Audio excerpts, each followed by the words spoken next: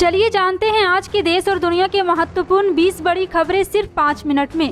पर अभी तक आपने इस वीडियो को लाइक नहीं किए हैं तो लाइक कर लीजिए, चैनल पे नए हैं तो चैनल को सब्सक्राइब कर लीजिए। तो चलिए वीडियो को स्टार्ट करते हैं। आप किस राज शहर से न्यूज को देख रहे हैं कमेंट में जरूर लिखिए। अर्जुन सिंह के घर वापसी के बाद बंगाल भाजपा में भगदड़ जारी। अब मायनागुड़ी के 20 नेताओं ने दिया इस्तीफा। पूरी जानकारी आपको विस्तार से देंगे, वीडियो को अंत तक जरूर देखें। बता दें, पश्चिम बंगाल विधानसभा चुनाव के बाद भारतीय जनता पार्टी की बंगाल इकाई में भगदड़ मची है।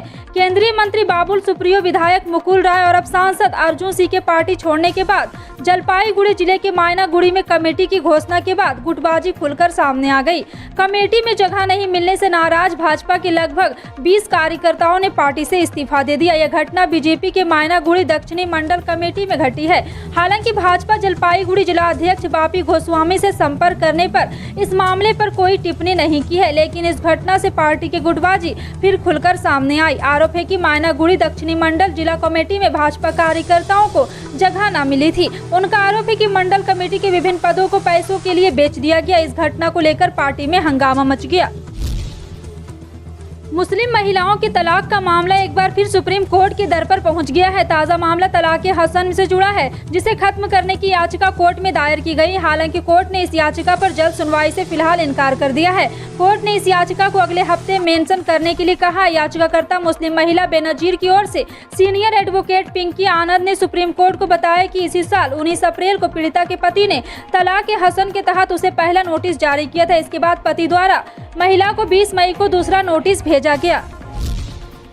हिमाचल प्रदेश में 29 वर्ष बाद अन्य पिछड़ा वर्ग के लोगों की गणना होगी। इस गणना के आधार पर ग्राम पंचायत और नगर निकाय चुनाव में वर्ग के लिए आरक्षण कोटा बढ़ेगा। अभी वर्ष 1993 से 94 के आंकड़ों के आधार पर ही इन्हें चुनाव में आरक्षण मिल रहा है। वर्तमान जनसंख्या के आधार पर इस वर्ग के लोगों की गिनती करने का राज्य पिछड़ा वर्ग आयोग ने फैसला लिया है। मंगलवार को राजधानी शिमला में राज्य पिछड़ा वर्ग आयोग के अध्यक्ष रामलोक धनोटिया की अध्यक्षता में आयोग की 261वीं बैठक हुई। बैठक में प्रदेश सरकार से राष्ट्रीय आयोग की तर्ज पर राज्य आयोग के लिए भी संवैधानिक दर्जा देने का आग्रह किया। पिछली बार वर्ष 1993 से 94 में आयोग ने ओबीसी वर्ग के लोगों की गणना की थी। उस दौरान इनकी जनसंख्या 8,84,305 थी। इन्हीं आंकड़ों के आधार पर पंचायत और नगर निकाय चुनाव में ओबीसी का आरक्षण तय होता है। हरियाणा में मजबूत हुई कांग्रेस। भूपेंद्र हुड्डा ने 8 पूर्व विधायकों को कराया शामिल। पूरी जानकारी आपको विस्तार से देंगे, वीडियो को अंत तक जरूर देखें। बता दें कि हरियाणा में कांग्रेस पार्टी में 8 पूर्व विधायक शामिल हुए। इनमें से कुछ नेता कांग्रेस की टिकट पर ही विधायक बने थे और बाद में पार्टी छोड़कर चले गए और कुछ नेताओं की दूसरी पार्टियों से एंट्री हुई है। इन नेताओं को पूर्व मुख्यमंत्री भूपेंद्र सिंह हुड्डा ने आज हरियाणा कांग्रेस भवन में कांग्रेस पार्टी में शामिल कराया है। पहले जो नेता है शारदा राठौर, ये फरीदाबाद जिले के बल्लभगढ़ सीट से 2005 से 2009 में चुनाव जीती थी। उन्होंने 2019 में कांग्रेस पार्टी को छोड़कर भाजपा ज्वाइन किया था, लेकिन अब भाजपा को छोड़ करके एक बार फिर से अपने ही पार्टी कांग्रेस में आ गई है। दूसरा रामविलास घोड़ेला, नरेश सेलवाल, परमिंदर सिंह ढुल्ला और जिले राम शर्मा करनाल जिले के असम सीट से विधायक भी रहे हैं। राकेश कंबोज करनाल जिले के इंद्र सीट से 2005 से विधायक है। राजकुमार वाल्मीकि विधानसभा क्षेत्र जुंडला से 1991 से 1996 तक विधायक रहे और मुख्य संसदीय सचिव पर आसीन रहे। हाल ही में उन्होंने आम आदमी पार्टी ज्वाइन की थी और फिर कांग्रेस में शामिल हो गए। राज्यसभा चुनाव को लेकर आज अधिसूचना जारी होने के साथ ही नामांकन दाखिला करने का काम शुरू हो रहा है। 15 राज्यों की 57 राज्यसभा सीटों के लिए चुनाव होना है। 15 राज्यों के 57 सीटों पर चुनाव 10 जून को चुनाव होने पर 31 मई तक नामांकन पत्र दाखिल किए जा सकेंगे। वहीं नामांकन पत्रों की जांच 1 जून को होगी।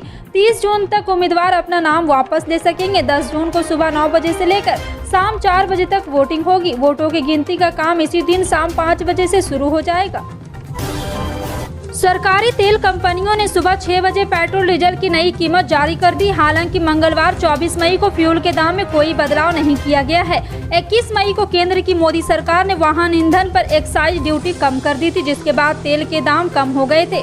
सरकार ने पेट्रोल पर 8 रुपये और डीजल पर 6 रुपये एक्साइज ड्यूटी कम की है, जिसके बाद पेट्रोल 9.50 रुपये और डीजल 7 रुपये प्रति लीटर सस्ता हो गया। हालांकि 21 मई के बाद से फिर दाम स्थिर बना हुआ है। वहीं देश भर से कोरोना संक्रमण के 1675 नए मामले सामने आए, जबकि पिछले 24 घंटे के दौरान 31 मरीजों की मौत हो गई। केंद्रीय स्वास्थ्य मंत्रालय ने बताया है कि सोमवार को भारत में 1635 मरीज ठीक भी हुए हैं। मंत्रालय के आंकड़ों के अनुसार देश में 31 मरीजों की मौत के बाद इस वायरस से मरने वालों का आंकड़ा 5,24,490 हो गया है। स्वास्थ्य मंत्रालय ने बताया है कि देश में कोविड-19 के एक्टिव मरीजों की संख्या 14,000 से ज्यादा बनी हुई है। फिलहाल आपका इन सभी खबरों पर क्या कहना है, कमेंट सेक्शन में टाइप करके जरूर बताएं। पल पल की अपडेट जानने के लिए जुड़े रहें आप अपने NTS न्यूज चैनल से। मिलते हैं अगली बड़ी खबर में, तब तक के लिए जय हिंद।